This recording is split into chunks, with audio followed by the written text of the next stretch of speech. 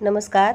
तर आज आपण मस्त असे गोड 3-4 दिवस टिकणारे रव्याचे आप्पे कसे करायचे ते बघणार आहोत. तर मस्त असे मऊ लुसलुशीत होतात. बघू शकता तुम्ही असे जाळीदार मस्त असे होतात. खूप गरम आहेत आता, त्यामुळे तुम्हाला मी एक दुसरा तोडून दाखवते. बघू शकता तुम्ही असे मस्त पोकळ झालेत बघा आतून. मी खोबऱ्याचा किस जो आहे तो थोडासा असा जाडसर टाकलेला आहे, त्यामुळे छान असे दाताखाली मस्त येतात. खूप असे मस्त होतात. आणि हे आप्पे जे आहेत हे आपण रव्यापासून बनवणार आहोत. केळ वगैरे काही घालायचं नाही किंवा दही घालायचं नाही. पाण्यात आपण करणार आहोत. रवा, गूळ आणि पाणी वापरणार आहे. जर तुम्हाला जास्त दिवस टिकवायचे नसतील तर तुम्ही दूधही वापरू शकता, पण मी हे पाण्यात करणार आहे. तर इकडे मी एक मोठी वाटी भरून बारीक रवा घेतला आहे. तुम्ही रवा जाड बारीक कुठलाही घ्या. 1 वाटी रव्यासाठी मी अर्धा ते पाऊण वाटी गूळ घालणार आहे. आता गूळ तुमच्या आवडीनुसार कमी जास्त करा. जायफळ थोडंसं घेणार आहे, 2 वेलची आणि बडीशेप. आणि इथे मी खायचा सोडा वापरते. तुमच्याकडे तुम्ही बेकिंग पावडर वापरणार असाल तर तीही अर्धा चमचा वापरा. हा मी अगदी भज्यासाठी आपण वापरतो तो सोडा वापरते. तर आता आपण पटकन रेसिपीला सुरुवात करूया. एक मिक्सरचं मोठं भांडं घ्यायचं. जे मोठं भांडं आहे ते घ्यायचं. त्याच्यामध्ये हा बारीक रवा आहे, तो रवा मी बारीकच घेतला आहे, कारण जास्त आपल्याला फिरवायची पण गरज पडणार नाही. अशा पद्धतीनं हा बारीक रवा घेतला आहे. आता हा भाजलेला नाही, कच्चाच रवा आहे. तर 1 वाटी रव्याला मी गूळ पाऊण वाटी घेतला आहे. आता गोडीनुसार घ्या. आमच्याकडे थोडंसं गोड खातात म्हणून मी पाऊण वाटी घेतला आहे. अर्धी वाटी ही गूळ तुम्हाला पुरेसा होईल जर तुमच्याकडे गोड जास्त खात नसतील तर. आणि आता याच्यामध्ये पाणी घालायचं आहे. तर याच्यामध्ये पाणी आत्ता अर्धी वाटी घालायचं आणि मग थोडं लागेल तसं घालायचं. मी आता अर्धीच वाटी पाणी घालून वाटून घेणार आहे. लागलं तर परत मी वापरणार आहे हे पाणी. आणि आता हे वाटून घ्यायचं आहे. थोडंसं अगदी चिमूटभर मीठ घालायचं. गोडाचा कुठलाही पदार्थ असेल तर मीठ घालावं. आता हे वाटून घ्यायचं आहे आपल्याला. बघू शकता 1-2 मिनिट मी वाटून घेतलं आहे. सगळे एकजीव झाले. गूळ आणि रवा मस्त असा एकजीव झाला आहे बघा. इतपत आपल्याला पातळ ठेवायचं आहे.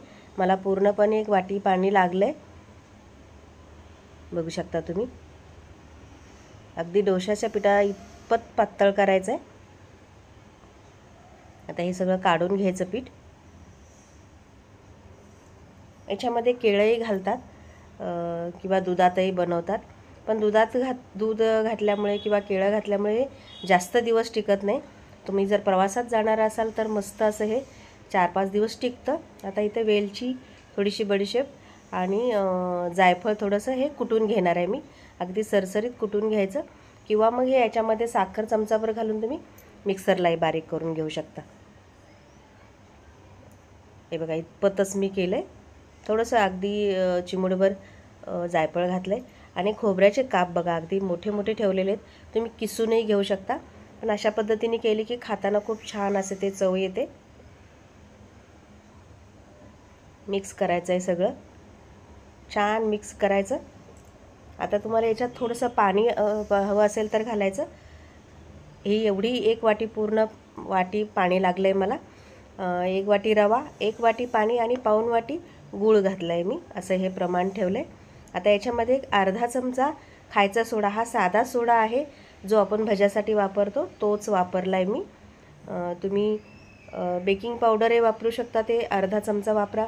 किंवा मग अगदीच तुम्हाला नको असेल काय तर इनो असेल तुमच्याकडे तर इनोही तुम्हाला अर्धा चमचाच घालायचा आहे. आता आपण सोडा घातला की छान मिक्स करून घ्यायचा आहे. सगळीकडून हा सोडा मस्त असा हे पसरला पाहिजे. आणि आपण हे आता सोडा टाकून हलवायला लागले की छान असं हे पीठ लगेच फुगून येतं. बघू शकता तुम्ही. असं इतपत आपल्याला हे पीठ तयार करून घ्यायचं आहे. थोडेसे आतून बुडबुडे यायला लागतात, आपण सोडा घातलेला आहे. आता याला झाकून ठेवून एक 5 ते 10 मिनिट ठेवून द्यायचं. आता इथे मी काय केलं आहे, एक मोठा पॅन आधी ठेवला आहे आणि त्याच्यावर हे आप्पे पात्र ठेवणार आहे. त्याचं कारण असं आहे की माझा जो इथला बर्नल आहे तो मोठा आहे, त्यामुळे मी असं केलं आहे. तुमच्याकडे लहान बर्नरवर तुम्ही करणार असाल तर असंच तुम्ही आप्पे पात्र ठेवलं तरीही चालेल. माझा तो कॅमेऱ्याच्या बाजूला जो आहे बर्नर तो मोठा आहे म्हणून मी असं केलं आहे. आणि आप्पे खालून पटकन जळतही नाहीत, त्यामुळे मी असं केलं आहे. आता तूप घालून घ्यायचं आहे. तुम्ही तेलही घालू शकता, पण गोडाचा पदार्थ आहे म्हटल्यानंतर तूपच घालायचं. तूप मात्र जरा भरपूर घालायचं. याच्यामुळे तुमचे आप्पे अगदी 8-10 दिवस छान टिकतात. प्रवासात जर तुम्हाला घेऊन जायचे असले तर मस्त असे टिकतात हे आप्पे, म्हणून तूप घालायचं आणि थोडंसं जास्त तूप घालायचं. आता हे पीठ आहे, एक 5 ते 7 मिनिट मी असंच मुरू दिलं होतं पीठ. आणि रवा बारीक असतो त्यामुळे पटकन तो भिजला जातो. आता एक अर्धा चमचा त्याच्यामध्ये मिश्रण, हे बॅटर जे आहे ते जास्त भरायचं नाही. आधी वरती थोडीशी जागा ठेवायची, म्हणजे कसं होतं हे फुलून वर येतं, त्यामुळे ती जागा थोडीशी ठेवायची, पूर्णपणे भरायचं नाही. आणि आता हे सगळं बॅटर आपण सगळ्या याच्यामध्ये ओतून घेऊया. बॅटर घालत असताना आधी कडेने घालायचं आणि मग मध्ये घालायचं, कारण मध्येच लगेच घातलं तर ते खालून जाळ जास्त लागतो आणि ते करपतं. तसंही हे करपणार नाही, कारण मी खाली मोठा तवा ठेवला आहे. तुमच्याकडे जर असेल असा तवा तर नक्की ठेवा, म्हणजे तुम्हाला अजिबात काळजी करायची गरज नाही किंवा पटकन बघायची गरज नाही. छान असे हे तांबूस भाजून तयार होतात हे आप्पे. त्यासाठी मी नेहमी असेच करते, कारण माझ्याकडे ह्या बाजूला, म्हणजे ज्या बाजूला आपण स्वयंपाक करतो तोच मोठा बर्नर आहे माझा, त्यामुळे मी करते. आता ह्याला झाकून ठेवायचं आणि एक 5 मिनिटच आपल्याला हे वाट बघायची. बघा कसे मस्त असे फुलून वर आलेत की नाही, त्यासाठी जागा वरती ठेवायची. आणि हे पटकन निघतात, असे तुम्ही काढायला गेले लगेच निघतात, खालून लगेच सुटायला लागतात. आपण तूप जास्त घातलेलं असतं त्यामुळे पटकन निघतात. तुम्हाला जर तूप जास्त नसेल वापरायचं तर थोडंही वापरून तुम्ही करू शकता, पण जास्त तूप घातल्यामुळे काय होतं, चवीलाही छान लागतं ते आणि टिकायलाही खूप छान मस्त असे 8-10 दिवस प्रवासात छान टिकतं हा पदार्थ. म्हणून हे आप्पे असे तुपामध्येच करायचे, जास्त तूप घालून. आप्पे पात्राच्या खाली मी तवा ठेवला होता, त्यामुळे तुम्ही बघू शकता सगळे आप्पे एकसारखेच भाजलेत. कुठलाही जास्त भाजलेला किंवा जास्त कमी भाजलेला असं अजिबात नाही. तुम्ही बघू शकता मस्त असे हे आप्पे. आणि आता वरून परत तूप सोडायचं. आता तुम्ही म्हणाल तूप जास्त वापरते, पण मी हे जास्त दिवस टिकण्यासाठी करते. तुम्हाला 1 दिवसात संपवायचे असेल थोडंसं कमी वापरलं तरीही चालेल. भरपूर तूप घालून हे भाजायचे. तसे हे तुम्ही एवढं तूप घालून जर केले तर तुम्ही एकदा करून बघा, मस्त होतात हे. परत एकदा झाकून ठेवायचं आणि बघा मस्त असे आप्पे आपले तयार झाले. बघा बघू शकता तुम्ही, मस्त असे होतात. एकदा नक्की करून बघा अशा पद्धतीने. मी हे सगळे काढून घेते आणि परत जेवढे बॅटर आहे तेवढे सगळे मी करून घेणार आहे. तर 1 वाटी रव्यामध्ये जवळजवळ 25 ते 30 आप्पे ह्या साईजचे तुम्हाला होतात. तुम्ही तुमच्या आवडीनुसार कमी जास्त करा. बघा असं हे सगळं काढून घेते आता मी आणि परत एक घाणा मी करून घेणार आहे.